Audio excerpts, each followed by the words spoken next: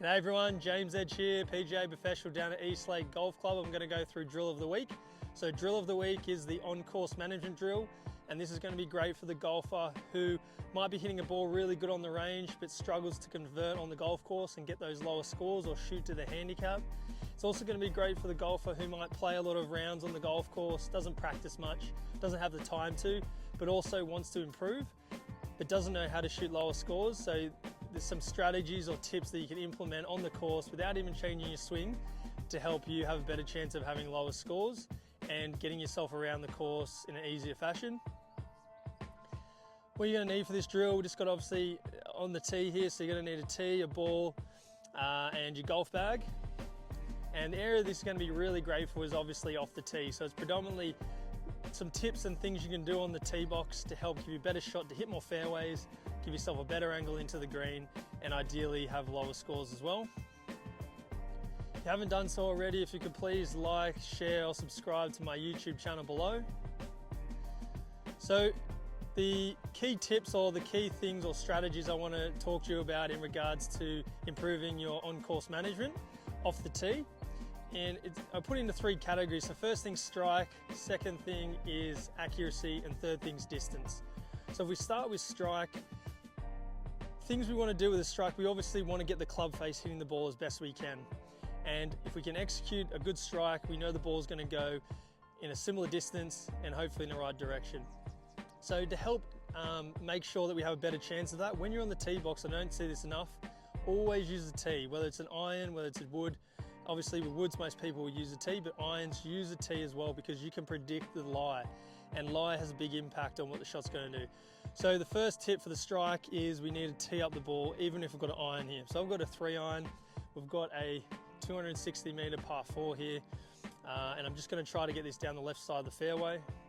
So first thing is going to put the tee in the ground, teeing it up. So I've got some sort of control over what my lie is already.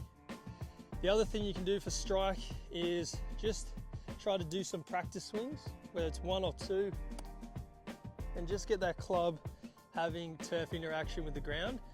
This is going to help you have a better understanding of your depth perception and where the club it is relative to the ground to give you a better chance to hit the middle of the face. Moving on to accuracy, so this is your decision making of the shot. So obviously par 4 here, got a bunker on the left, bunker on the right, OB down the left. So that's more the danger zone, and on the right hand side we've got trees. But this is where you've really got to know, what is your stock shot shape? Are you a drawer of the ball, a fader? For me, drawer, so I start the ball right, curves left. So I'm going to generally lend myself more towards that. If you're a slicer, you'd go the opposite way, left to right. And that's going to help you dictate, all right, so if that's my shot shape usually, where do I want my goalpost, or where do I want my boundaries to be for that ball to go? So for example, drawer, I want my left goalpost, which is going to be my start line where I aim, to be pretty much on the left edge of the left bunker there, because I know this club can carry the bunker, and my right pole is going to be 10% of my carry distance. So I usually carry this 3-iron about 200 meters, so 10%, that's 20 meters wide. I'm expecting myself to hit it between those poles. And so long as those poles don't have any danger in them and I execute the shot, I'm going to get the ball in play. So I know that bunker on the left there is far too short and it's not in my acceptable dispersion area.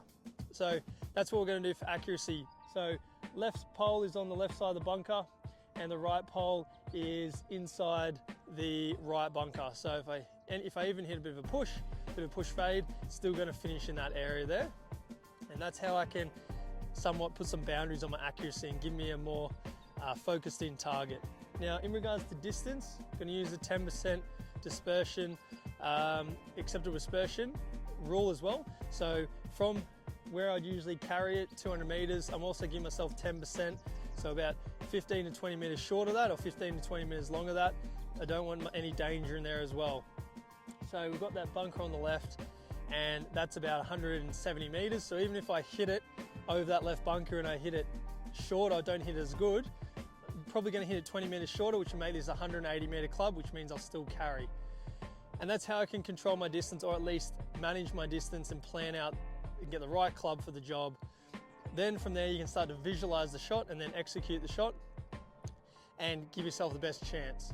Now the last thing is too, for accuracy, is use the tee box here to help you out. So I've got my ball teed up in the middle here, but because I want to miss more out to the right, and I know my misses go more that way and I'm happy for them to go that way, I'm actually going to tee my ball up more to the left side of the tee box, because it gives me more of a vantage point looking out to the right. So it's promoting me to hit more out to the right, which is the less danger area. So I'm going to give that a go now. So I'm lining up to my left goal post, the bunker on the left there.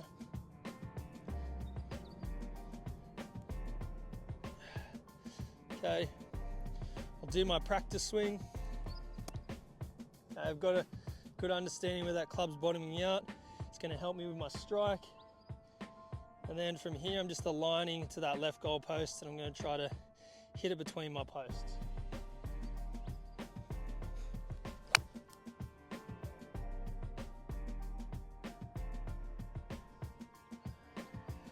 Okay, so I've hit it straight between my goal posts. I caught it a little bit thin, but it was still good enough because I planned it out that even if I hit it a little bit of miss hit, it's still going to get the right distance. In the fairway, gives me a good angle into the pin, and then it's going to give me a better chance to have a lower score. Last thing you can add in here is, the better you get at this, you can start to actually, before you even go through this process, look where the pin is and start to plan the hole out from the pin back to the tee. And that can also help with your decision making off the tee to give yourself the best angle into the green, but also pick the right club that gives you a right meter to come into the green as well.